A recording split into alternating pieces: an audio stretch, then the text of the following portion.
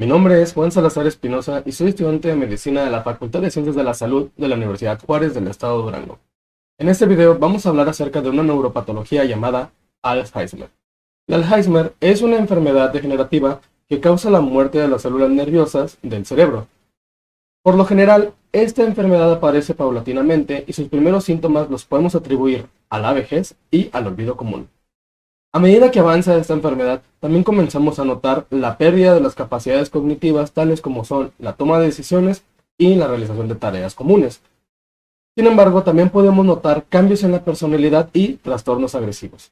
Cuando esta enfermedad está en un nivel muy avanzado, lo que podemos notar es que se conduce a la demencia y finalmente a la muerte. En sí, la etiología de esta enfermedad es desconocida. Sin embargo, podemos clasificarla en dos formas debido a la aparición del primer síntoma en base a la edad. Como primera clasificación tenemos el Alzheimer de inicio precoz y como segunda el Alzheimer de inicio tardío, cuyo inicio precoz se detecta antes de los 65 años de edad y el tardío se detecta después de los 65 años de edad. También tenemos dos subclasificaciones, familiar y esporádica. El 10% de los casos de Alzheimer es por herencia, cuya herencia se da por transmisión autosómica dominante. Hablemos de fisiopatología. La fisiopatología del Alzheimer corresponde no solamente a una alteración, sino es un mundo de alteraciones congénitas que podemos tener en base a esta enfermedad. Van desde alteraciones neurogenéticas hasta las tóxico-ambientales, pero en este video nos centraremos a las alteraciones neurogenéticas. Bien, comencemos con las alteraciones neuropatológicas.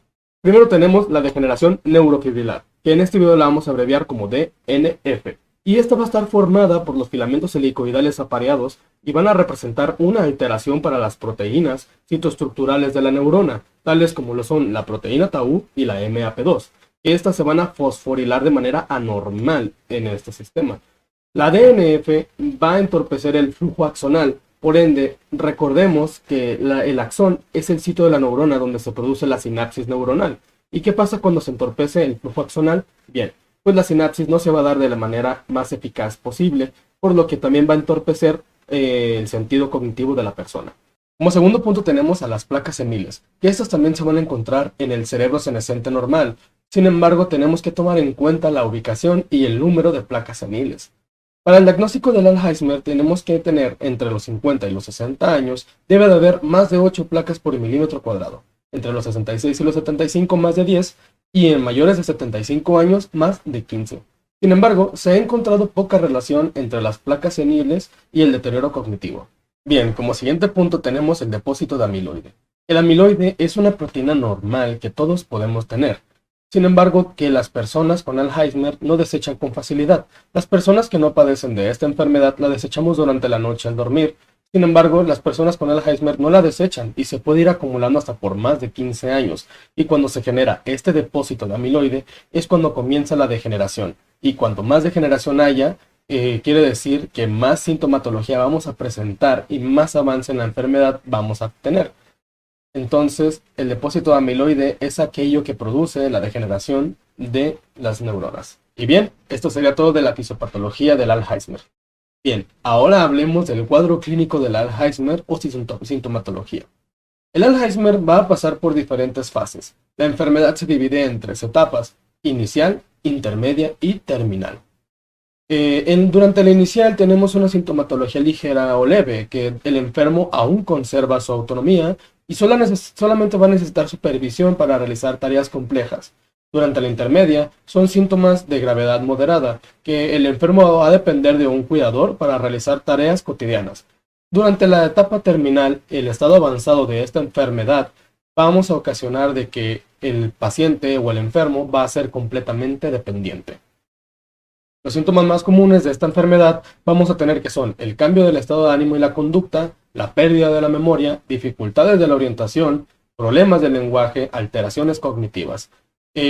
Pero también tenemos la sintomatología más común y frecuente de esta enfermedad, que es el olvido común.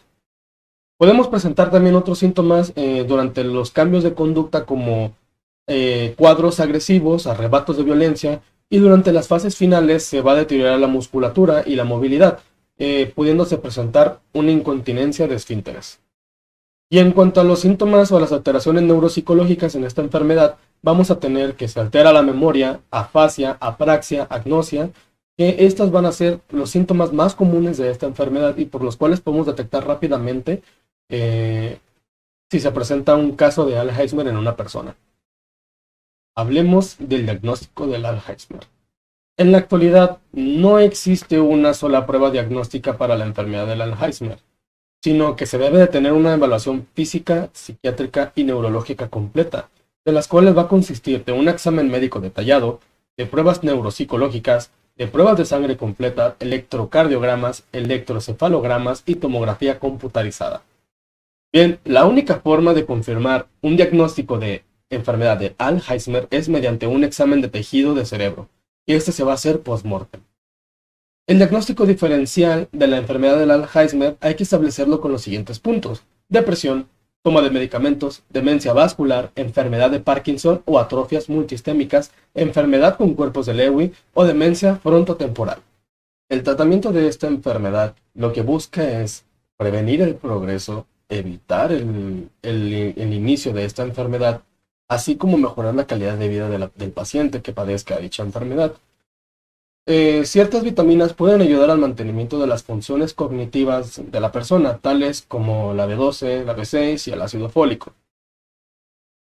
Existen 3 fármacos disponibles para el tratamiento de la enfermedad del Alzheimer, los cuales son el donepezilo, la ribastacmina y la galantamina. Van a presentar un perfil de eficacia similar, sin embargo van a padecer efectos secundarios como los cuales son alteraciones gastrointestinales, anorexia y trastornos del ritmo cardíaco. También tenemos, por último, a la memantina, que tiene indicación en estadios moderados y avanzados de la enfermedad del Alzheimer. Su mecanismo de acción se centra principalmente en antagonizar a los receptores NMDA. Sin embargo, la memantina se inhibida por vía renal, por lo que hay que tener precaución con los pacientes con alguna enfermedad o disfunción renal. Y, por último, tenemos la evaluación y el pronóstico de la enfermedad. Por lo general, el pronóstico y la evaluación de esta enfermedad es negativo en su mayoría. El 80% de los casos termina siendo una degeneración permanente de lo que son el sistema nervioso y las neuronas como tal, y que puede llevar hasta 15 años en ser mortal esta enfermedad debido a una insuficiencia o un fallo en algún órgano. Sin embargo, aún se va a seguir estudiando la enfermedad para en algún futuro encontrar una forma de tener un método efectivo de revertir esta patología. Bien, mi nombre es Juan Salazar Espinosa, estudiante de Medicina de la Facultad de Ciencias de la Salud de la Universidad Juárez del Estado de Durango, y te agradezco por ver este video. Muchas gracias.